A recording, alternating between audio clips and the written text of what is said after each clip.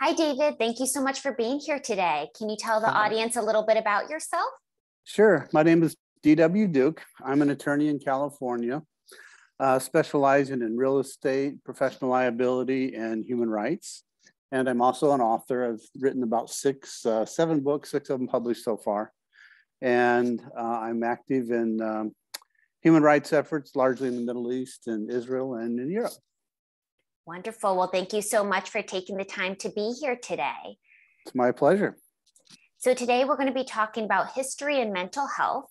And I'm wondering, does history have more than one perspective? It very often does. And the reason is history is told through the eyes of the victor. One of my former law partners he did his undergraduate work at Stanford, majoring in Soviet politics. And he always used the Soviet Union as an example. The history that they had was totally different than the history that the rest of the world had. We had a foreign exchange student from Japan live with us one time, and she was amazed to find out that we claimed that Japan bombed Pearl Harbor as the beginning of the war. She came home from high school very upset and said, "Why are they teaching this? This isn't true." And then the more she did her research and everything, she became convinced that it was true. But she had been taught in Japan growing up as a child that the United States was the aggressor. So in that way, yes, history can have more than one perspective. You know, the goal, of course, is for historians to be truthful and honest and to portray what really happens. But often that's not easy to do. Even looking at the situation right now in Ukraine, we're hearing two different views, one inside of Russia and one what the rest of the world is hearing. So according to Putin, they're bombing, they're trying to get rid of biochemical labs that we have in Ukraine. And now it's looking like it may actually be a religious war between the Russian Orthodox Church and the Ukraine Orthodox Church. So yeah, history can often have different perspectives depending on who is the writer. And what do you think that process is like? You mentioned that foreign exchange student. What was that like for her when she had that switch in perspective and switch in truth? She was actually very upset. She said at that point she wanted to go back to Japan because she felt that we were teaching things here that weren't true. And then it was only after she researched much more fully that she realized it was. But it was very traumatic for her. She came home, she was almost in tears. She couldn't believe that we would teach something like that because it's totally foreign to everything she'd ever learned.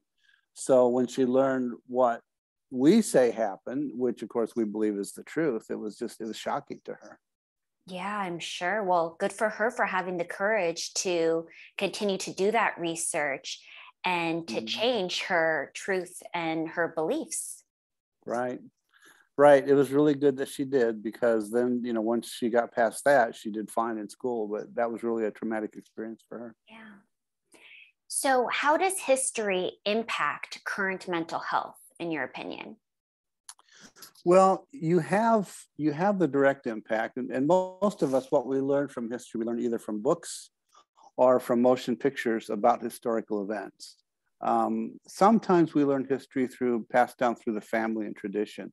And I think often people tend to rely more on that, believe that more directly than they would what they see in the media. But the way history impacts people, first is the direct impact, which would be like a person studies the Holocaust, for example. And one of my books, Not Without a Fight, is a story of the Holocaust and what happened to a young boy that went through the Holocaust. And it's very difficult. It took me several years to write that book. And there were times when I had to put it down. You just had to get your mind out of that for a while. And I think sometimes if a person is constantly exposed to the same stimuli over and over again, because they're studying an event like that, I think it can have a chronic impact on them in the sense that they become, over time, they become either desensitized or they become depressed from the historical events. And by the same token, if they hear a really glowing story of events, it would likely have the opposite effect on them. The story always ends well, always ends on a positive note, then I think they are more likely to have a positive outlook to the extent that the history is influencing them. Yeah, I had the same effect when I read that book of yours of needing to take a break, put it down, and then get Yeah. back into it. Just to, it's it's heavy to look back on our history, and I'm wondering, how can parents talk to their kids about the parts of history and current events that maybe we're not proud of, or events that are scary and uncomfortable to manage? Well, that's one of the criticisms today of critical race theory is that many people believe that critical race theory is not simply presenting history, that it's presenting an agenda. Mhm. And the agenda is to basically foster division. That's the allegation against the 1619 Project and so on. That they're not telling the history itself, the allegation number one, they're not telling a completely accurate story. They're distorting parts of it. And then the second allegation is that they are teaching it in a way that is causing more confrontation instead of the opposite. And to the extent that critical race theory last I looked, there were 28 states trying to outlaw critical race theory. And again, the reason would be because when you ask them, they say it's because the people I talk to that oppose it say, no, they don't say that they're opposed to the history itself. Mm. They're opposed to what they perceive as an agenda that's coming with it. I was recently asked to write a book for a large school district that presents the same issues. For example, we talk about racism in America. We talk about the Jim Crow era, the antebellum era, all these things that happen, but we don't talk about it in a way that we only focus on the negative. For example, we're going to talk about all of the Civil Rights Act of 64, the 13th Amendment that abolished slavery, all the things that have been done in the United States more than any other country in the world to eliminate racism. And you have to tell both sides of the story. You can't simply paint one really damaging picture and say, this is who we are. So I've been asked to do that by a school district because they don't want to be something like what they perceive as the critical race theory agenda. And I'm not saying critical race theory is good or bad. I'm just saying this is what I'm being told by people who oppose it. Okay. So do you suggest parents, then what I'm hearing from you is to do the research and present both sides of history? I would say so. For example, take the story of Thanksgiving, and that's one that's addressed in my book. We have a story of Thanksgiving that we all grew up with big buckles on the shoes and big buckles on the bells and big tall hats with buckles on the hats, and everybody's happy and having a great time. Well, Native Americans have a different story of what Thanksgiving was. Mm-hmm. They say it was a massacre. Mm-hmm. And they say they brought food in and were providing food to them, and they were perceived as a threat, and they were attacked and massacred. So, and they have their documentation to show it. Now, of course, there's no one alive at the time, but what they did, they have stories from witnesses of the event. So what I'll do is I'll present both sides of that story. And I won't tell the reader which is right or wrong. I'll just say this is the allegation about what happened at Thanksgiving, and you can do that with many different things. The lynchings and what happened during the Jim Crow era. You can present it, but remind the children that was a different time, a different era. Many things have been done to overcome the prejudices and the obstacles that existed at that time in history. And it's also, it's really. The cancel culture is something that I struggle with a bit because sometimes I see that what they're trying to do is eliminate things of history that they don't like. And that is the exact opposite of what needs to happen. One of the big issues today, should statues be removed from, statues of Confederate soldiers and so on.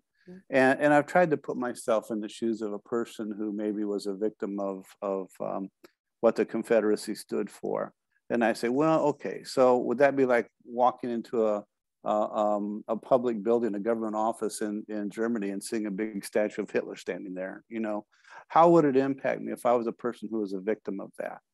I don't think that statues should be destroyed, but I can see the reason people would want to remove them from public buildings and maybe put them in museums, things like that.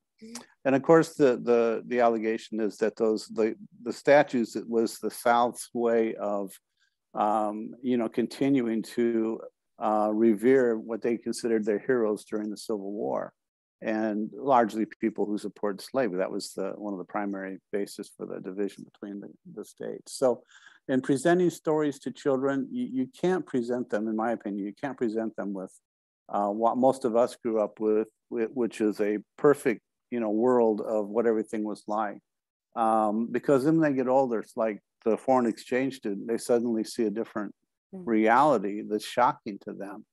And we learn from the mistakes. That's the other thing that we need to know, that these things that happen in history, if we don't study them and we don't learn about them, then we make the same mistakes in the future. A lot of people today question what really took place in the Holocaust, for example. And I think I wouldn't say a lot, I would say that's a minority. I think most people know it's real because enough people know people who are actually in it that they know the truth. But in 2 generations from now, where people are going to say, no, that really didn't happen, or no, that's exaggerated, or whatever. But I think the key is to present the history and continue to present it. That's why we're doing that motion picture series, the Generation to Generation, where we're interviewing descendants of Holocaust survivors and Holocaust victims, so that they can talk about it. And then we're going to perpetuate the story for generations to come. That's our goal. Wonderful. And I'll include that information below our interview. Oh, great. So if people want to learn more about that, they have access to it. And I'm wondering, how is our current mental health shaped by our history? That's a very good question, because in my lifetime, I have never seen so much partisanship and confrontation as I see in the United States right now. It's at a boiling point, almost like pre-Civil War era. I don't think that'll happen because we're not structured in a way that we would have another civil war. We have a unified government that is very broad. I wouldn't anticipate something like that occurring, but I think the boiling point is there, and in large part, in 2020, we had the death of George Floyd, and that was immediately impacted by the 1619 Project, which brought out the critical race theory. All of that came forward all at the same time. So in the United States, we have people who are very angry and very confrontational toward one another, and it's really a dangerous time in history. And I told people, a year ago, you can check some of my interviews, what's happening in America is going to spill over to the rest of the world. Countries are lining up against one another, and it won't be long, we're going to start seeing major international conflicts. And this is how world wars start. So some balance needs to be brought back into it, some rationale, some sense of reason needs to be brought back into the situation to get us past this difficult time of partisanship. Yeah, definitely. And do you have any suggestions of what that rationale could look like? I do. I believe, and I'm advocating that a class you could call it humanities, you could call it understanding, anything should be taught from grade school all the way through high school. And it's a class on empathy and compassion, showing people what happens to other people when they're victims of situations and how it makes them feel, and then teaching people to try to understand, how would you feel if you were in that person's shoes? We had every religion in the world recognizes the importance of this, every major religion. Rabbi Hillel said, that which is hurtful to you, do not do to your brother. Christianity calls it the golden rule, do unto others as you would have them do unto you. I remember children would turn that around and say, do unto others before they do unto you, and just kind of as a joke. But that really shows the two polar opposites in the ways of thinking and the way you treat people. Yeah. And in Islam, you have what they call the doctrine of reciprocity. And the doctrine of reciprocity maintains that you should treat other people the way you would want them to treat you. And what you do will come back to you. And Muslims, unfortunately, are a particularly victimized group in the sense that they are generalized and stereotyped. And when people really start to meet some Muslim people, they're amazed because they expect that they're going to be killing them and everything else. But for example, I'm researching a story of a mosque in Germany that took in a bunch of Jewish kids and protected them during the Holocaust and told everybody, oh no, they're Muslim kids, they're with us, right? And those stories aren't being told very much, but those things do happen. And every culture, every religion, you have different, you have a broad spectrum of people. You can't say, okay, every single person in that religion is like this, and this is what they believe, and this is what they do. In Buddhism and Hinduism, you have what they often call karma, which again, the same thing. The doctrine of reciprocity. If you treat other people good, it'll come back to you, and so on. So it's a doctrine that is recognized in every major religion, but for whatever reason, it is seldom addressed in our school system. And I believe that there should be a class beginning in kindergarten all the way up through high school, where you take maybe case studies of things that people have experienced and how you would feel, and basically teaching people how to have compassion and empathy, because it's a learned trait. You know, people aren't necessarily born with compassion. They're not born with empathy. They learn these traits, and the traits are very good. And I think we have a much more empathetic society in general today than they had, say, 200 years ago. But we still have a lot of rough edges. We have a long ways to go. Great. Anything else that you want the audience to know?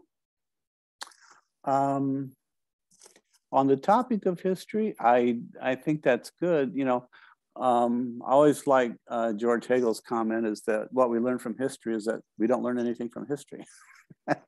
Other people have said you have the people who ignore history and go on and make the same mistakes, and then you have the people who study history and watch them do it. You know? So we see the same things. We see the same things happening, you know, at different times.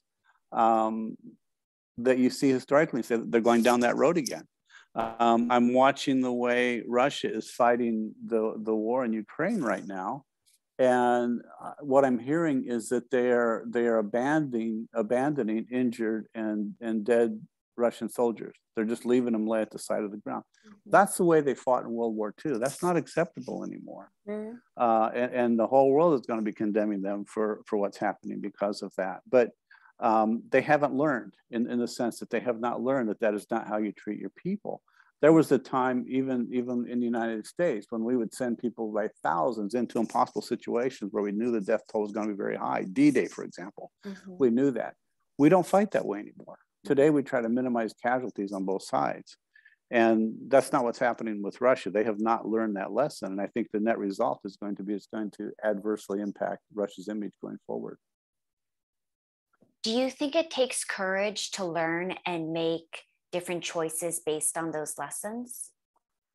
It does, because first of all, you have the social issue. Today, for example, people are frightened to express political views for fear of being attacked.